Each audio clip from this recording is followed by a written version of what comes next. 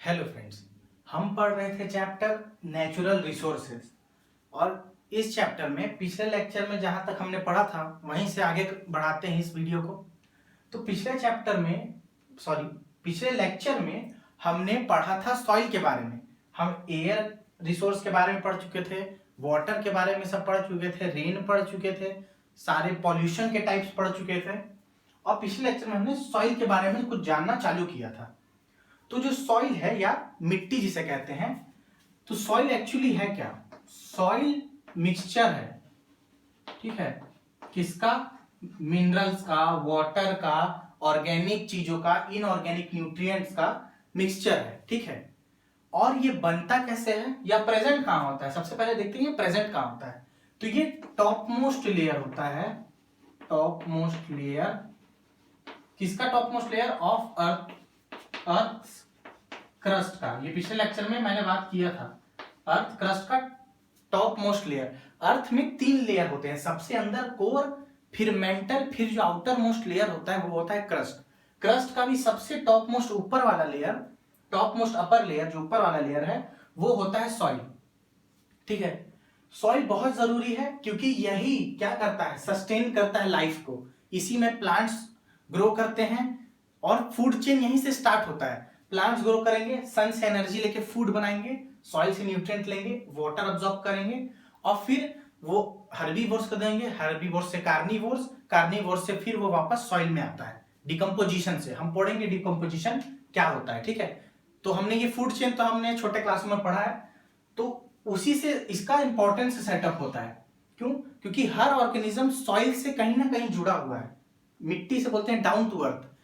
रहने ना रहने से कोई फर्क नहीं है, मतलब पॉलिटिकली या ऐसे बात करने में कि डाउन टू अर्थ है या ये आदमी बहुत उड़ता है हवा में, कोई उसका कोई मतलब नहीं है। क्योंकि अगर बायोलॉजिकली देखें या लाइफ के हिसाब से देखें तो we all are down to earth. हम सब धरती से जुड़े हुए हैं। जो नहीं जुड़ा है तो वो इसी धरती में मिला है ना। जो नहीं जुड़ा रहता है वो इसी धरती में मिल जाता है, ठीक है।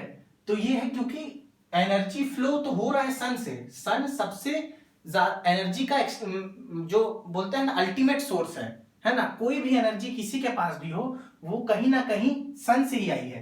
क्योंकि प्लांट सन से फूड बनाते हैं या कोई भी ऑर्गेनिज्म जो अपना फूड खुद बनाता है वो सन का ही इस्तेमाल करता है, ठीक है।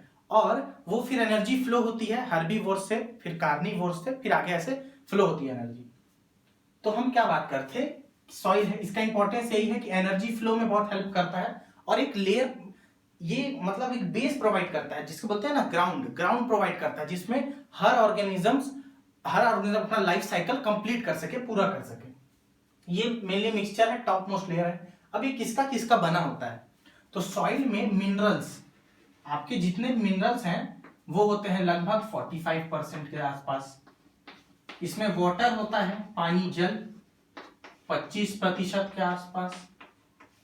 एयर भी होता है 25% के आसपास, ठीक है।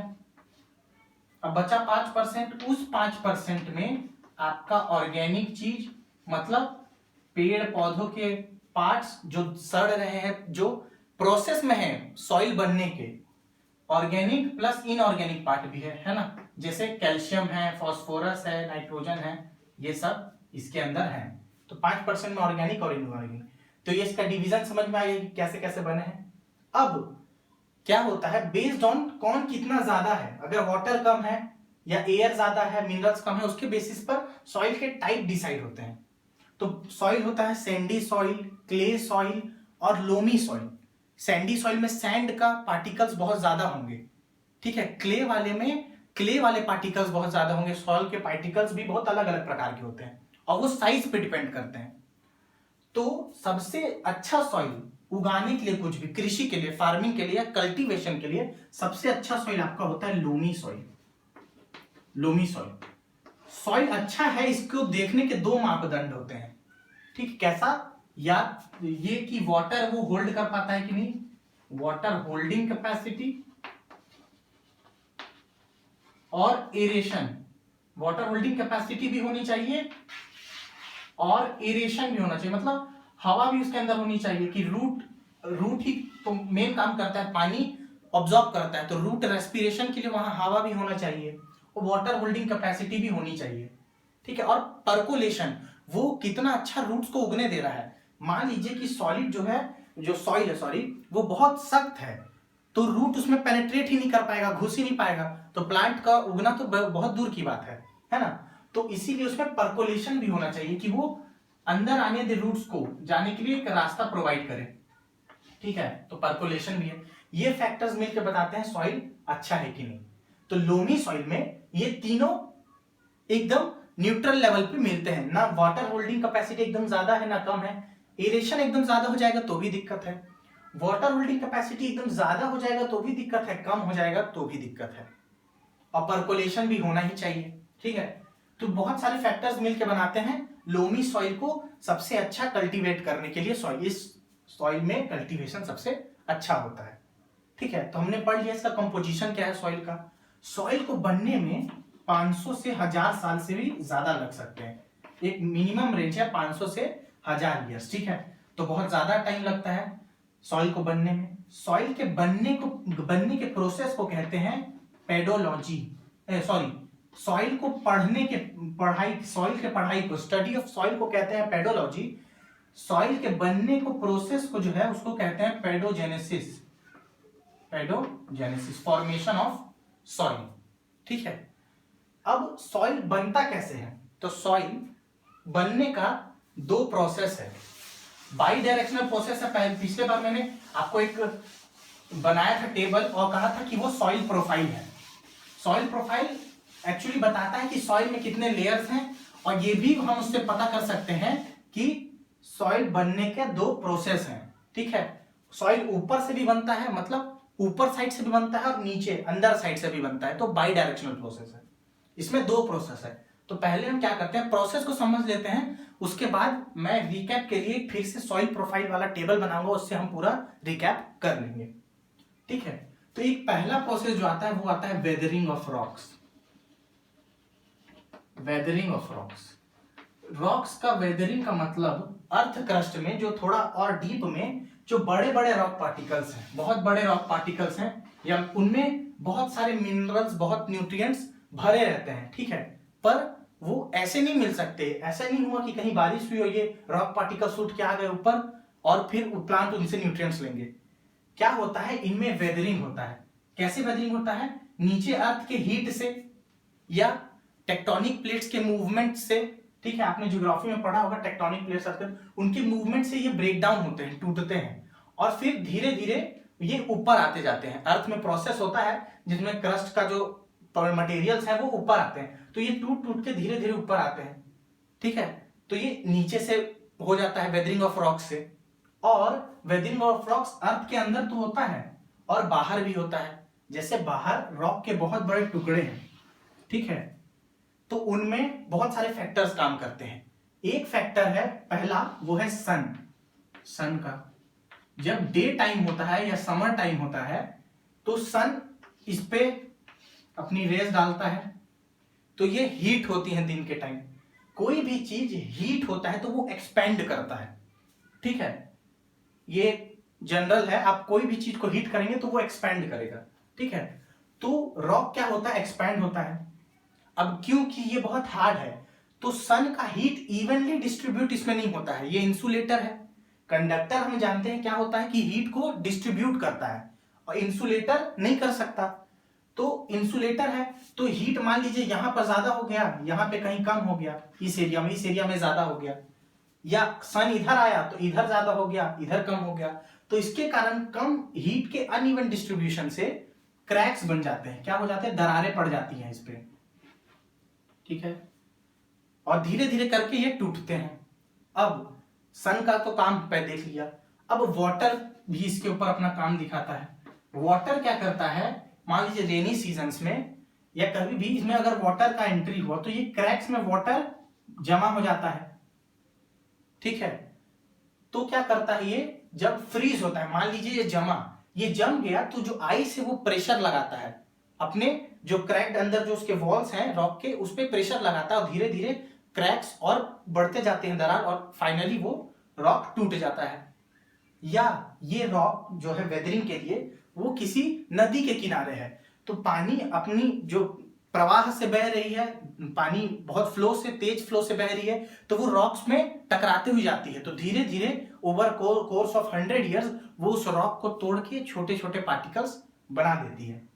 ठीक है, वाटर का भी हमने देख लिया, सन का भी देख लिया।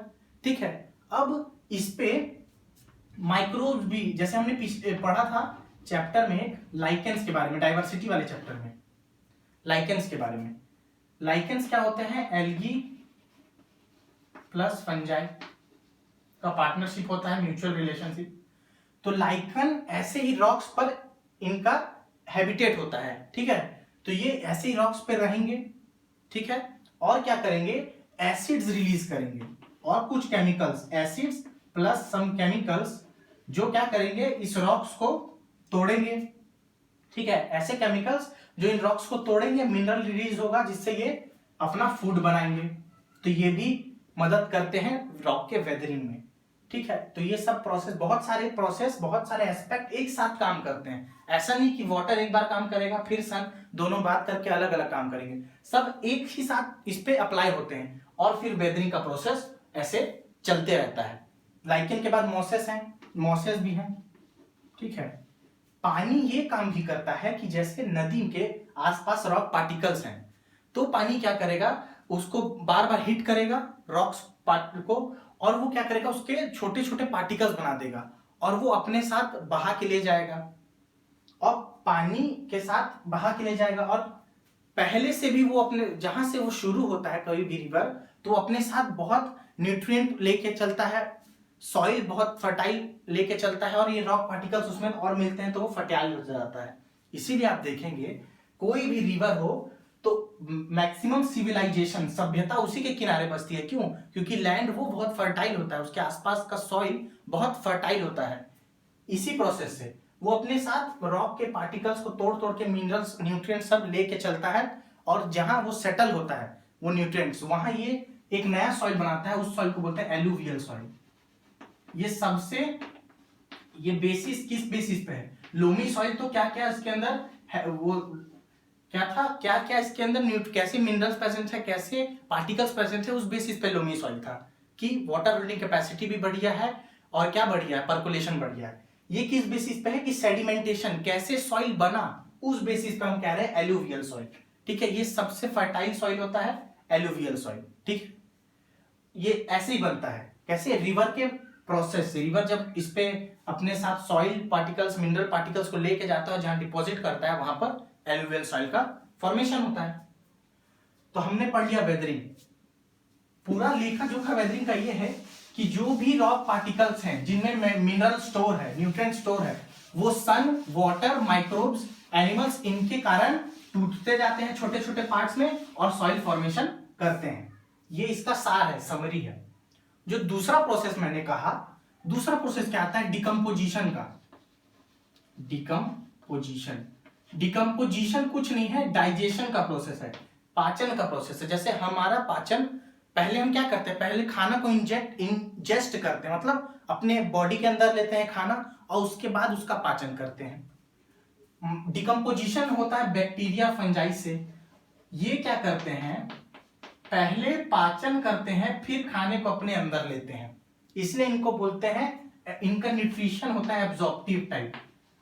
मतलब ये क्या करेंगे? जैसे हमारे बॉडी में डाइजेस्टिव एंजाइम्स जो हैं, पाचन के लिए जो एंजाइम्स हैं, वो हमारे डाइजेस्टिव ट्रैक्ट में छोड़े जाते हैं, वहां पे वो खाना का पाचन करते हैं और फिर खाने को हम अपने ऑब्जॉर्ब कर लेते हैं। ठीक है, इनमें क्या होता है?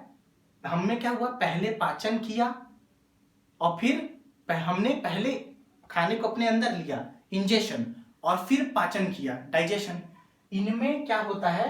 पहले डाइजेशन होता है। ये जो भी एंजाइम है, डाइजेस्टिव एंजाइम, उसको जो भी, मान लीजिए प्लांट की पत्तियां गिरी हैं, कोई एनिमल डेड होकर पड़ा हुआ है जमीन पे, तो उनके ऊपर आप देखेंगे थोड़े दिन बाद बैक्टीरिया, फंजाई लग जाते हैं, फफूंद लग जाते हैं, तरह तरह के बैक्टीरिया लग जाते हैं। वो अपने डाइजेस्टिव एंजाइम्स उसके ऊपर छोड़ते हैं। मान लीजिए बैक्टीरिया है, ठीक है, ये सब बैक्टीरिया और फंजाई है डेविल के रूप में, और ये क्या करते हैं? उसके ऊपर अपना डाइजेस्टिव एंजाइम छोड़ेंगे, तो धीरे धीरे इसका पचना चालू हो जाएगा। ठीक है, या गलना चालू हो जाएगा। तो ये पहले डाइजेशन करेंगे और फिर इंजेक्शन, और फिर जब वो कॉम्प्लेक्स चीज जैसे नाइट्रोजन हो गया, लिग्निन हो गया, वुड हो गया, लीव्स या एनिमल का मांस हो गया, ये सब ये कॉम्प्लेक्स चीजें हैं, कॉम्प्लेक्स कंपाउंड है, इसको ये डाइजेशन करके सिंपल कंपाउंड बनाएंगे और फिर उसका इंजेक्शन कर लेंगे। इनमें पहले डाइजेशन फिर इंजेक्शन होता है। ये बात समझ में आया? पहले डाइजेशन और फिर इंजेक्शन। पहले डाइजेस्ट करते हैं, खाना को पाचन करते हैं, फिर अपने शरीर में इसको अब्सॉर्ब कर लेते हैं। ठीक है, तो डिकम्पोजिशन यही प्रोसेस है। क्या करना? बैक्टीरिया के द्वारा डिकम्पोजर्स, जो डिकम्पोजिशन करें उनको क्या कहते हैं? डिकम्पोजर्स। डिकम्पोजर के द्वारा प्लांट जो भी गिरा, क्या प्लांट का, एनिमल का पार्ट, प्लांट का part, organic part, living part dead होकर गिरा, उसको उन लोग डिकम्पोजिशन करते हैं। तो जो भी डिकम्पोजिशन के लिए रिएक्टेंट है हमारे पास, ये केमिकल प्रोसेस है, रिएक्टेंट है हमारे पास। हम केमिस्ट्री में रिएक्शन में जो हम लेते हैं उसको रिएक्टेंट बोलते हैं, सबस्ट्रेट को। तो जो प्लांट लीव्स गिरते हैं, एनिमल्स डेड होकर गिरते हैं, या प्लांट का कोई भी पार्ट डेड होकर गिरता है, तो उसे हम कहते हैं डेट्राइटस। क्या कहते हैं? डेट्राइटस। डेट्राइटस पे काम कौन करता है? डिकम्पोजर्स। ठीक है, और फिर डेट्राइटस को, या लिटर भी बोलते हैं इसको, लिटर को जब आधा इसका डिकम्पोजिशन होता है, आधा डिकम्पोजिशन को बोलते हैं हम डफ। आधा डिकम्पोजिशन क्यों? पहले इस पे क्या डिकम्पोजर्स भी करेंगे, बैक्टीरिया, फंजाई, और अगर मान लीजिए एनिमल बहुत बड़ा एनिमल का पार्ट है, लीव्स का पार्ट है, तो उसमें सॉइल में जो छोटे छोटे ऑर्गेनिजम्स रहते हैं, जैसे अर्थवर्म, मान लीजिए अर्थवर्म, या छोटे मोटे इंसेक्ट्स, छोटे कीड़े मकोड़े, वो उनका क्या करते हैं? फ्रेगमेंटेशन। फ्रेगमेंट मतलब उनको तोड़ते हैं। जैसे इतना बड़ा है, यहां से कुछ अर्थवर्म ने खाया, टूट गया, यहां से कोई इंसेक्ट ने खाया, तो ये फ्रेगमेंट्स में, टुकड़ों में बट जाता है। तो अर्थवर्म इसका क्या करते हैं? फ्रेगमेंटेशन करते हैं। ठीक है, फ्रेगमेंटेशन। ये क्या करते हैं? डाइजेशन, है ना। ये फ्रेगमेंटेशन, तोड़ दिए। तो जो आधा, अभी डिकम्पोजिशन आधे दूर तक ही पहुंचा है, तो जब ऐसे फ्रेगमेंट्स बन जाते हैं तो उसे कहते हैं डफ। और जब पूरी तरीके से डाइजेशन हो जाता है डिकम्पोजिशन में, तो उसका एंड प्रोडक्ट बनता है ह्यूमस।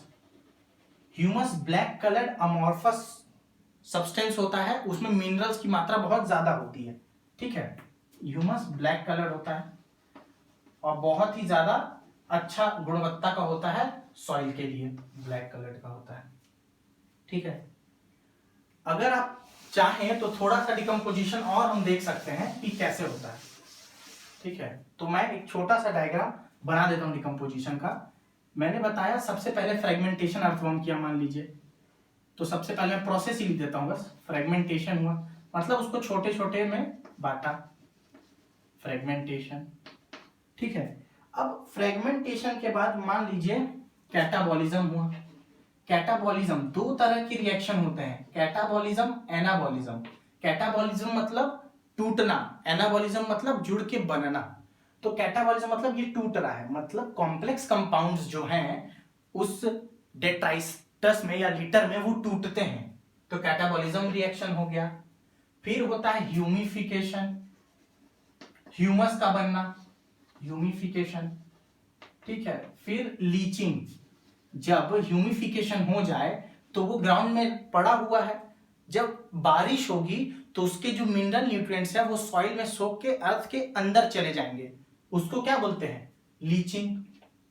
ठीक है, फ्रेगमेंटेशन, कैटाबॉलिज्म, ह्यूमिफिकेशन, लीचिंग, ये इसके प्रोसेसेस हैं। ठीक है, तो ये बात हो गई आपके पास। और एक और प्रोसेस इसमें जुड़ सकता है, मिनरलाइजेशन। मिनरलाइजेशन, मिनरल फॉर्मेशन, जो मिनरल निकलते हैं जब ह्यूमस बनता है उसको बोलते हैं मिनरलाइजेशन। तो ये सब इसके प्रोसेस हो सकते हैं। ठीक है, ज्यादा डीप में नहीं पढ़ेंगे, बस ऊपर ऊपर एक हमने ओवरव्यू ले लिया कि जब अर्थवर्म जैसे एनिमल्स तोड़े उसको छोटे छोटे पार्ट्स में, डेट्राइटस को या लीटर को, जो भी उसका सबस्ट्रेट है रिएक्शन का, तो फ्रेगमेंटेशन बोलते हैं। बैक्टीरिया, फंजाई जब इसको पहले डाइजेस्ट करेंगे, ठीक है, तो उसको कैटाबॉलिज्म बोलते हैं।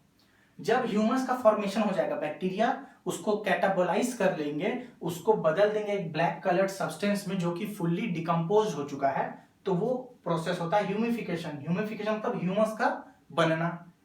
लीचिंग, ह्यूमस के अंदर जो भी मिनरल कंपाउंड्स बने हैं उस प्रोसेस को कहेंगे मिनरलाइजेशन। और उसी मिनरल्स का अर्थ में और डीप चले जाना। कब? जब बारिश हो तो पानी अंदर ग्राउंड वाटर जो है वो सॉइल उसको सोकेगा, अंदर ले जाएगा, तो उसी वाटर के साथ कुछ मिनरल्स अंदर चले जाते हैं और वो अवेलेबल नहीं होते हैं, उनको कहते हैं, उस प्रोसेस को कहते हैं लीचिंग।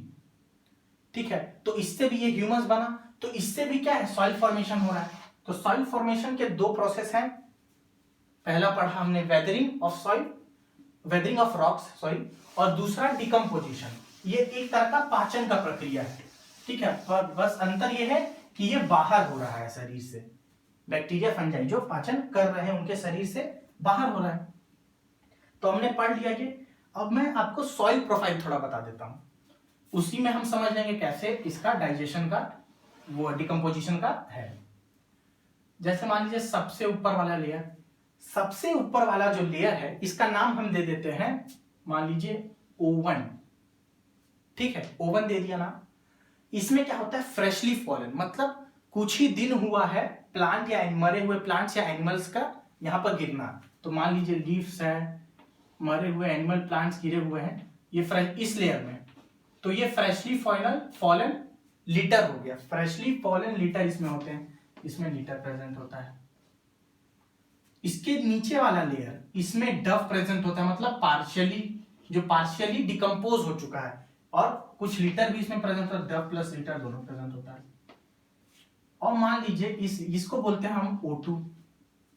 ठीक है, ये लेयर, इसमें क्या प्रेजेंट होता है, इसमें ह्यूमस प्रेजेंट होता है।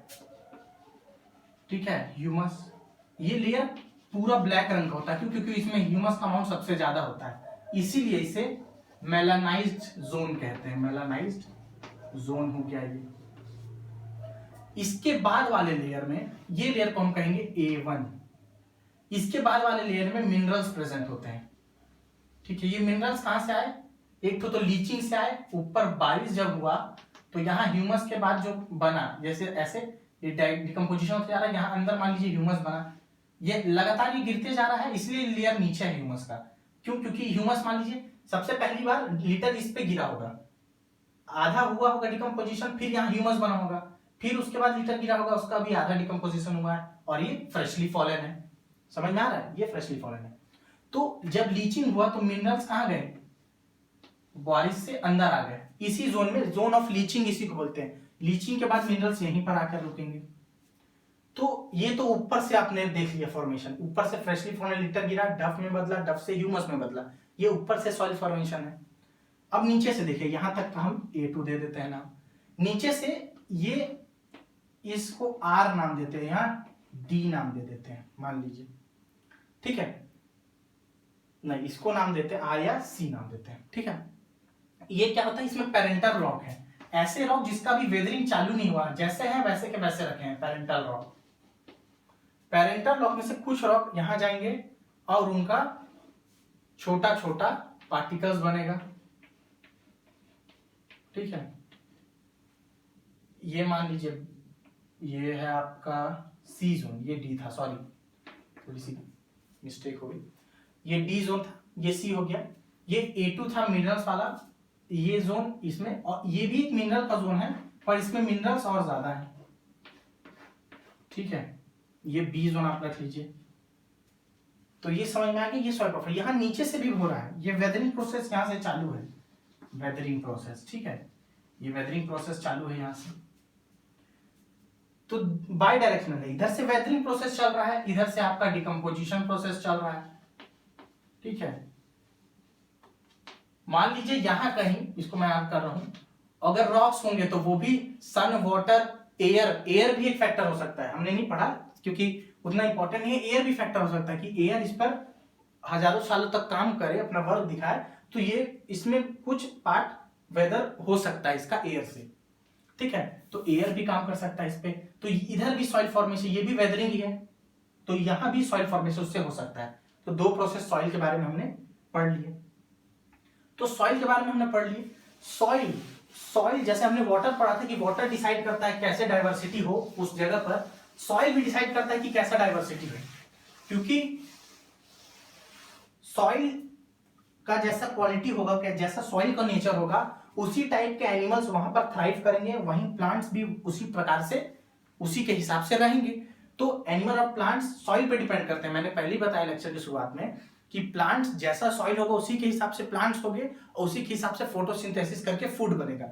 जब फूड बनेगा तो उस फूड को खाने के लिए वहां एनिमल्स आएंगे, और जो फूड खाने के एनिमल्स आएंगे वो हर्बीवोर्स होंगे, उनको खाने के लिए वहां कार्निवोर्स भी आएंगे। इसी चेन के कारण जहां सॉइल अच्छा होगा वहां क्या होगा, वहां एक अच्छा बायोडाइवर्सिटी होगा, वहां अच्छा एनिमल और प्लांट का स्पीशीज होगा। ये बात है। तो क्या होता है, ये तो सॉइल का इंपॉर्टेंस भी मैंने बताया कि क्या करते हैं, वो फूड प्रोसेस में पूरा हेल्प करता है, ठीक है, और हैबिटेट भी प्रोवाइड करता है रहने के लिए। ऑर्गेनिजम्स, बहुत सारे माइक्रो ऑर्गेनिजम्स हैं, अर्थवॉर्म, इंसेक्ट्स हैं जो सॉइल के अंदर रहते हैं, ठीक है। तो सॉइल का हमने वो भी देख लिया, और कैसे कैसे एनिमल्स, प्लांट्स को वो वहां प्रोवाइड कर सकता है रहने के लिए। तो सॉइल इसलिए बहुत जरूरी हो जाता है। अब हमने जैसे हर जो भी रिसोर्स पढ़ा उसके साथ उस रिसोर्स को कैसे पॉल्यूट करते हैं, गंदा करते हैं, वो भी पढ़ा। तो इसमें भी पढ़ लेते हैं। सॉइल को गंदा करना या पॉल्यूशन, पॉल्यूट करना कहा जाता है उसको सॉइल पॉल्यूशन।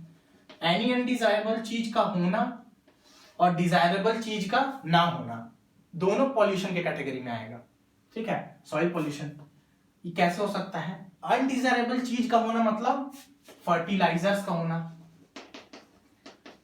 देखिए, कोई भी चीज जो नेचर में पहले से नहीं थी वो नेचर के लिए हानिकारक है, ठीक है। भले से वो हमारे लिए यूजफुल है, पर अगर वो हमने बनाई है और नेचर में वो पहले से नहीं थी, तो वो कहीं ना कहीं किसी ना किसी प्रकार से, आप कितना भी तर्क दें कि नहीं बहुत अच्छा है, ये नेचर को भी बहुत फायदा करेगा, पर नहीं, अगर नेचर ने उसे नहीं बनाया है तो आप ये मान के चलिए कि वो पक्का हार्मफुल होगा ही होगा। तो फर्टिलाइजर्स हैं, केमिकल्स हैं बहुत सारे, ठीक है। पहले तो क्या हुआ, जब ग्रीन रिवॉल्यूशन, मैं थोड़ा सा बताता हूं आपको, जब फूड का शॉर्टेज हुआ तो आप ये देखिए नेचर कितनी, मतलब कैसे प्रोसेस बैलेंस में करती है। अभी जितना अर्थ पर पॉपुलेशन है लगभग 800 करोड़ प्लस काउंटिंग है, उससे अगर 10 गुना पॉपुलेशन भी अभी इस टाइम पर होती तो अर्थ में इतना खाना बनता है, नेचर देती है अर्थ पर कि 10 गुना पॉपुलेशन, अभी से भी 10 गुना, मतलब लगभग 8 से 10 हजार करोड़ ह्यूमन पॉपुलेशन को सस्टेन कर किया जा सकता था। पर अगेन ह्यूमन ग्रीड, ठीक है। तो क्या है, उसी के कारण इतने लोग भूख से मरते हैं। नेचर ने तो पूरा इंतजाम किया है कि अभी जितना पॉपुलेशन है उससे 10 गुना भी आराम से उनको फूड मिल सकता है, पर ड्यू टू पॉलिटिक्स और भी बहुत सारे फैक्टर्स जो ह्यूमन ने ही सब क्रिएट किए हैं, उसी के कारण ये सब प्रॉब्लम जो भी है वो होती है। तो फर्टिलाइजर्स के कारण, केमिकल्स के कारण। तो जो ग्रीन रेवोल्यूशन में बात कर रहा था, तो ग्रीन रेवोल्यूशन क्यों हुआ था, इसका यूज शुरू हुआ था, तो ये थोड़ी टाइम के लिए तो बहुत अच्छा फसल देता है, बहुत अच्छा प्रोडक्शन करता है, तो लगता है कि वाह इसको यूज करने से बहुत फायदा होता है। पर ये वही है कि 4 दिन की चांदनी है इसकी, ये बस थोड़े दिन के लिए रहेगा, थोड़े दिन के लिए आपको बूस्टअप देगा इकोनॉमी में फार्मर के लिए, और उसके बाद ये सॉइल को बंजर कर देगा, ठीक है। एकदम सॉइल की फर्टिलिटी एकदम गायब हो जाएगी, किसके कारण, ओवर यूज ऑफ फर्टिलाइजर्स के कारण, ठीक है।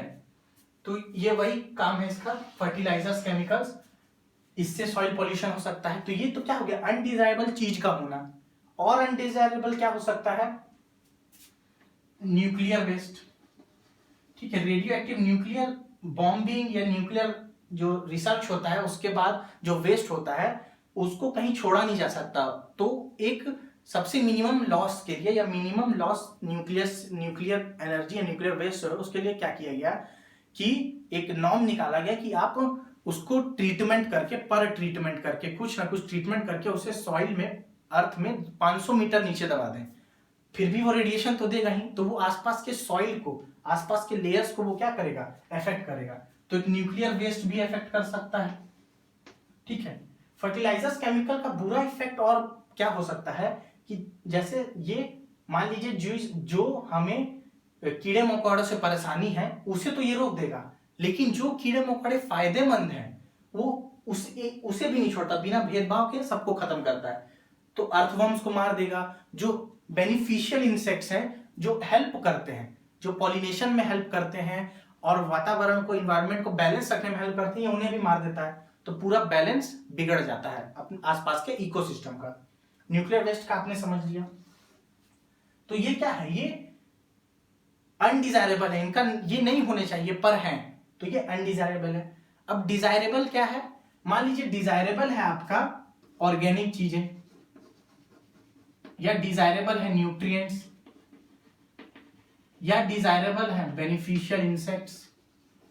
तो जो भी आपको चाहिए, जो नेचुरल है, वो अगर ना हो तो वो भी पॉल्यूशन का ही प्रकार है, पर वो ऐसा है कि डिजायरेबल चीज का एब्सेंस है। ठीक है, जैसे फर्टिलिटी, सॉइल में फर्टिलिटी नहीं है। ठीक है, एक सिंपल देता हूं, फर्टिलिटी का कारण ये सब का ना होना है, तो मैं इसको ओवरऑल क्या लिख देता हूं, फर्टिलिटी। सॉइल फर्टिलिटी नहीं है, मतलब सॉइल फर्टिलिटी एब्सेंट है, और फर्टिलिटी ही तो डिजायरेबल है। तो अगर ये नहीं है तो ये किस प्रकार का हुआ कि डिजायरेबल सब्सटेंस का एब्सेंस है, ये उस प्रकार से सॉइल पोल्यूशन हो गया। ठीक है, तो ये बात हो गया सॉइल का, पॉल्यूशन भी हमने पढ़ लिया। इसको रोका कैसे जाए, फर्टिलाइजर्स का यूज कम किया जाए और ऑर्गेनिक फार्मिंग का यूज बढ़ाया जाए। देखिए वेस्ट की या जो डेवलप्ड कंट्रीज हैं जिनके पास ट्रेडिशनल नॉलेज नहीं है, ठीक है, मतलब अभी अभी नॉलेजेबल हुए 100-200 साल पहले, तो उनको क्या लगता है कि जो हम कहते हैं या ईस्ट जो कहता है ऑर्गेनिक फार्मिंग पर, या हम कहते हैं पहले कि ऑर्गेनिक फार्मिंग होता है गाय के गोबर से या ऑर्गेनिक चीजों से, और भी बहुत सारी चीजें हैं उनसे होता है फार्मिंग। तो वेस्ट का ये उनका पर्सपेक्टिव था कि नहीं, फर्टिलाइजर्स बहुत अच्छे होते हैं, वो ज्यादा बेनिफिशियल होते हैं, कम लागत में ज्यादा अच्छा मुनाफा होता है। लेकिन अब जाकर सब कह रहे हैं कि ऑर्गेनिक फार्मिंग करनी चाहिए, जिससे सॉइल, आसपास के वातावरण भी अच्छा रहे, सॉइल की फर्टिलिटी भी बढ़े, बेनिफिशियल ऑर्गेनिजम्स भी वहां थ्राइव करें, तो बायोडायवर्सिटी भी बच सके। ठीक है, तो वो धीरे धीरे चेंज हो रहा है, वैसे लोग वापस ऑर्गेनिक फार्मिंग में आ रहे हैं, और जरूरी भी है कि सॉइल जो है वो बना रहे। एक बार तो हम मुनाफा लेकर छोड़ सकते हैं, तो वो वन टाइम ही प्रोसेस हुआ, लेकिन अगर हमें एक सस्टेनेबल डेवलपमेंट करना है, सही से रहना है नेचर के साथ, तो हमें नेचर के मुताबिक चलना होगा। अगर हम नेचर को अपने मुताबिक चलाएंगे तो फिर दैट विल नॉट वर्क। ठीक है, तो हमने पढ़ लिया सॉइल के बारे में, उसमें भी हमने पढ़ लिया सॉइल के बारे में। अब जो आगे आता है हम पढ़ेंगे बायोजियोकेमिकल साइकिल्स। ठीक है, हमने तो ये देख लिया कि ये मिनरल्स, हमने मिनरल्स के बारे में पढ़े, एयर के बारे में पढ़े, वाटर, हर रिसोर्स के बारे में पढ़ा, कहां से कैसे पॉल्यूट हो सकता है, उसके क्या क्या डिफरेंट एस्पेक्ट्स हैं, सब पढ़े। अब इनका यूज कैसे होता है वो हम बायोजियोकेमिकल साइकिल में, ये कैसे रिसाइकल होते हैं, कैसे हर ऑर्गेनिज्म तक पहुंचते हैं, उसी का कहानी क्या है, बायोजियोकेमिकल साइकिल। बायोजियोकेमिकल साइकिल उसका कहानी है। ठीक है, तो bio means living component, biotic component, जैसे प्लांट्स हैं, एनिमल्स, माइक्रोब्स, तो ये बायोटिक कंपोनेंट हो गए। जियो मतलब एबायोटिक कंपोनेंट, एबायोटिक मतलब water, air, soil, abiotic component mineral, nutrients, ये एबायोटिक। केमिकल मतलब उनका प्रेजेंस, मिनरल न्यूट्रिएंट्स का प्रेजेंस, जो भी केमिकल्स हैं आपके पास। ठीक है, केमिकल्स का ऐसा तो केमिकल्स का मतलब केमिकल्स ही हैं, रसायन, जो मिनरल न्यूट्रिएंट आपके पास हैं, और एबायोटिक में एयर, वाटर, सॉइल, ये सब, और केमिकल्स में मिनरल न्यूट्रिएंट्स। साइकिल में मतलब, साइकिल मतलब प्रोसेस, एक साइकिल मतलब कैसे ये हर ऑर्गेनिज्म तक पहुंचते हैं और कैसे अपने रिजर्वायर में वापस आते हैं, और कैसे इनका एक चक्र चलते रहता है, मिलने का, रिसाइकल करने का, एग्जॉस्ट होने का, फिर दोबारा बनने का, उसे क्या कहा जाता है, बायोजियोकेमिकल साइकिल। ठीक है, तो यही समझ में आया, चक्र ऐसा कि हर ऑर्गेनिज्म को प्रोवाइड हो, है ना, वापस वो अपने जहां से निकला था वहां जाए, और फिर वापस जब जरूरत हो तो वापस हो, फिर से उस साइकिल में वापस आए। तो बायोजियोकेमिकल साइकिल में बहुत सारे साइकिल्स हैं, कार्बन साइकिल है, नाइट्रोजन है, फास्फोरस है, सल्फर है, कैल्शियम है, ऑक्सीजन है।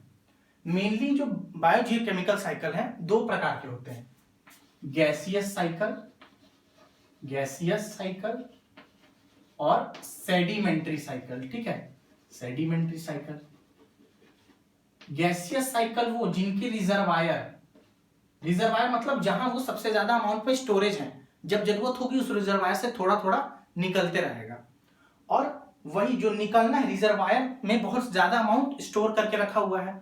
रिजर्वायर से निकलने के प्रोसेस में कौन मतलब रिस्पॉन्सिबल है? भाई कोई इंसान तो बैठा नहीं है डब्बा लेके कि हाँ अब अरे इन्वायरमेंट में इसकी कमी हो रही है, चलो कार्बन निकाल के वापस डाल देता हूं इन्वायरमेंट में। तो वैसा कोई प्रोसेस वहां नहीं है। वहां प्रोसेस ये है कि मान लीजिए रिजर्वायर है, ठीक है, कौन ये गवर्न करता है या कौन डिसाइड करता है कि कब रिजर्वायर से सब्सटेंस निकलेगा या नहीं निकलेगा? तो इसके लिए इन्वायरमेंटल फैक्टर्स होते हैं, इन्वायरमेंटल फैक्टर, और ये बहुत बारीकी से रेगुलेट करते हैं इन्वायरमेंटल फैक्टर। जैसे आप देख सकते हैं वाटर क्या है आसपास का, टेम्परेचर है, पीएच है, ठीक है, ठीक है, वाटर, टेम्परेचर, पीएच, ये सब कंट्रोल करते हैं, ठीक है, वाटर है, टेम्परेचर है, पीएच है, सॉइल भी आसपास का ये भी कंट्रोल करता है। ये सब मिलकर कंट्रोल करते हैं क्या, रिजर्वायर से कितना अमाउंट ऑफ मिनरल या जो भी जरूरी चीज है जैसे कार्बन, नाइट्रोजन, ये निकले, ठीक है, रिजर्वायर स्टोरेज है उसमें से निकले, ये कौन डिसाइड करता है या कौन रेगुलेट करता है? वाटर, टेम्परेचर, सॉइल, पीएच, ये सब इसको रेगुलेट करते हैं। अब क्या है, तो गैस दो तरह के साइकिल है रिजर्वायर के बेसिस पे कि रिजर्वायर कौन सा है। तो अगर रिजर्वायर इनका रिजर्वायर एटमॉस्फेयर में प्रेजेंट है, ठीक है, मतलब बाहर एयर में प्रेजेंट है, ठीक है, या लैंड को छोड़ के कहीं प्रेजेंट है, ओशंस में प्रेजेंट है, तो वो क्या होते हैं, गैसियस साइकिल होते हैं, ठीक है, और मेनली इसमें गैस ही आते हैं इसलिए गैसियस साइकिल नाम भी है। रिजर्वायर इन एटमॉस्फेयर या लैंड को छोड़ के मैं लिख रहा हूं हाइड्रोस्फीयर, एटमॉस्फेयर आप मान सकते हैं। सेडिमेंट्री साइकिल मतलब जिसका रिजर्वायर इन लिथोस्फीयर, लिथोस्फीयर मतलब अर्थ क्रस्ट में, लैंड पे जिसका रिजर्वायर है वो सेडिमेंट्री साइकिल के हैं। तो गैसियस साइकिल में आपका आता है कार्बन, हाइड्रोजन, ऑक्सीजन, नाइट्रोजन, यही मेन साइकिल्स हैं, कार्बन, हाइड्रोजन, ऑक्सीजन, नाइट्रोजन। और सेडिमेंट्री में आपका आता है फॉस्फोरस, सल्फर, कैल्शियम, ठीक है। तो हमें पढ़ना है कार्बन के बारे में, ऑक्सीजन के बारे में, नाइट्रोजन के बारे में, और एक और साइकिल है वाटर साइकिल, ठीक है। तो हम पहले, वाटर साइकिल बहुत छोटा है, मैंने वाटर साइकिल आपको वाटर के उसमें भी पढ़ाया था और बचपन से हम पढ़ते आ रहे हैं कि ओशियन से क्या होता है, इवापोरेशन, यहाँ वाटर बॉडी से इवापोरेशन होता है, ऊपर जाता है, क्लाउड बनता है, लो प्रेशर पर क्लाउड बनेगा, धीरे धीरे वाटर ड्रॉपलेट्स इकट्ठा होंगे, वो जब ठंडे एटमॉस्फेयर में होंगे तो वो फिर वेट के कारण, अपने ग्रेविटी के कारण वो नीचे आएंगे और रेनफॉल होगी, माउंटेन्स पे गिरेंगे, फिर वो रिवर्स में आएंगे, रिवर्स से वापस ओशियंस में जाएंगे, कुछ अंडरग्राउंड सॉइल में अंडरग्राउंड वाटर के रूप में रुक जाएंगे, कुछ ऑर्गेनिजम्स के यूज में हो जाएंगे, फिर उसके बाद और भी बहुत एस्पेक्ट है। तो वाटर साइकिल हमने पढ़ा हुआ है पूरा, ठीक है। वाटर साइकिल हमने पढ़ा है तो बस एक रिवीजन ले लिया।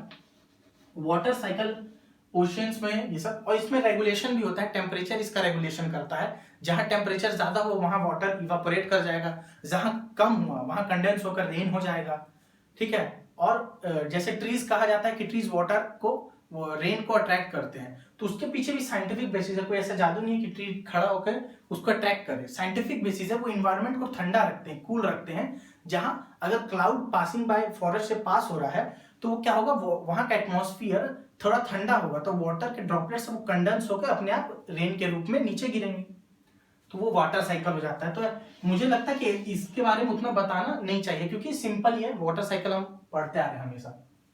सबसे जो जरूरी होता है वो होता है कार्बन साइकिल या नाइट्रोजन साइकिल, ठीक है। तो कार्बन साइकिल आप जानते हैं गैसेस साइकिल है, नाइट्रोजन भी गैसेस साइकिल है, हमें दोनों के बारे में पढ़ना है। तो कार्बन साइकिल हम थोड़ा सा जान लेते हैं इस लेक्चर में।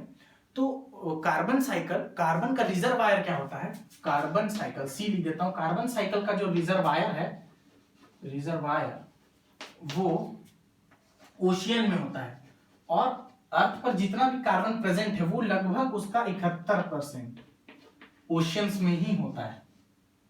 इसका रेगुलेशन करते हैं मॉइस्चर, वाटर, टेम्परेचर, पीएच, ये सब रेगुलेट करते हैं, जिसके कारण इसका हमेशा रिजर्वायर से ये निकलता है या रुक जाता है, इसका निकलना depend on the environmental factors, ठीक है। और एक इंटरेस्टिंग फैक्ट ये है कि प्लांट जब फोटोसिंथेसिस करते हैं, ठीक है, फोटोसिंथेसिस मतलब फूड बनाते हैं, तो वो क्या करते हैं, कार्बन डाइऑक्साइड एटमॉस्फेयर से लेते हैं, उसको यानी फिक्स करते हैं। तो एनुअली एक रिपोर्ट के हिसाब से प्लांट लगभग 4 × 10⁻13 किलोग्राम कार्बन अपने बायोमास मतलब अपने बॉडी में फिक्स करते हैं एनुअली फिक्स्ड बाय प्लांट्स। कौन से प्रोसेस से, फोटोसिंथेसिस, वो कार्बन डाइऑक्साइड ले रहे हैं और फूड बना रहे हैं। फूड में मेन कंटेंट क्या होगा, मेन कंटेंट होगा कार्बन डाइऑक्साइड का, कार्बन डाइऑक्साइड का नहीं, कार्बन का, ठीक है।